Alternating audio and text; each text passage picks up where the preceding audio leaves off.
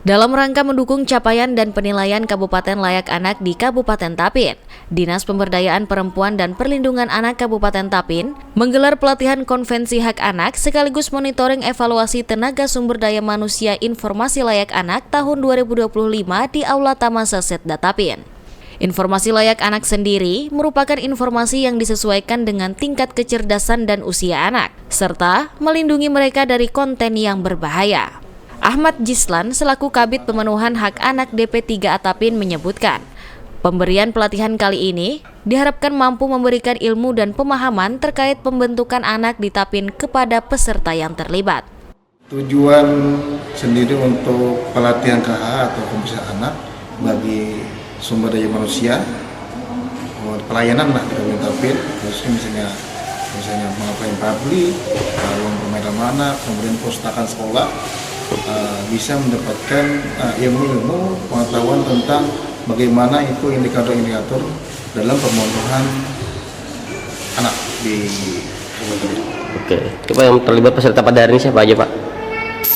Untuk peserta hari ini yaitu seluruh perpustakaan, tapi kami jemput pula. Kemudian yang pertama perpustakaan pengapaian publik, kemudian perpustakaan di ruang bermain ramah anak yaitu Taman Harapan.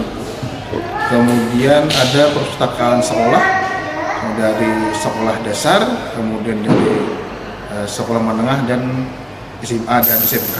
Kegunaan dari pelatihan pada hari ini dengan tujuan kepada peserta untuk mengetahui apa itu sih KHA atau kompetensi anak, bagaimana cara nanti di lapangan menjalankan itu sesuai dengan indikator-indikator informasi layak anak.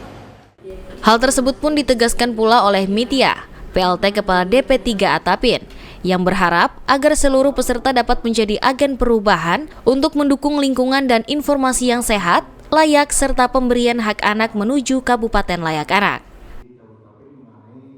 Salah satu itu hak atas informasi.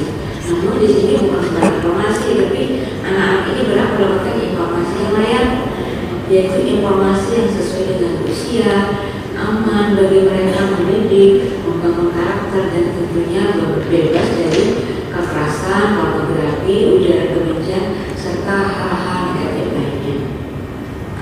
Kemudian di era digital seperti sekarang ini, arus informasi itu sudah begitu cepatnya dan sudah tidak terbendung. Jadi tantangannya ini bukan hanya pada akses saja, tapi juga pada kualitas dan keamanan konten yang dikonsumsi.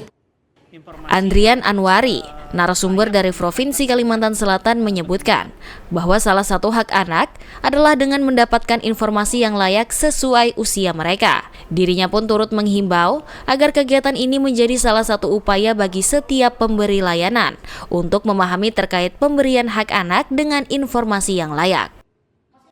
Diharapkan dengan adanya informasi berkaitan dengan konvensi hak anak, yang misalnya salah satu prinsip dalam konvensi hak anak itu misalnya non-diskriminasi, sehingga anak-anak memahami atau mengetahui tentang informasi yang layak yang berkaitan dengan bagaimana anak-anak tidak sampai terpapar misalnya kasus bullying, contohnya ada cyberbullying, sehingga mereka terlindungi secara haknya dan secara kebutuhannya dalam mencari atau mendapatkan informasi.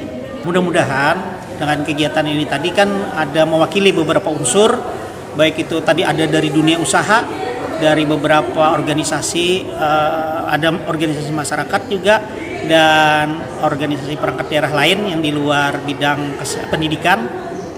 Itu juga sebagai salah satu usaha untuk menjangkau agar setiap pemberi layanan yang ada di Kabupaten Tapin ini memahami bahwa salah satu hak anak itu adalah berkaitan dengan informasi yang layak kepada mereka. Rizky, Tapin TV melaporkan.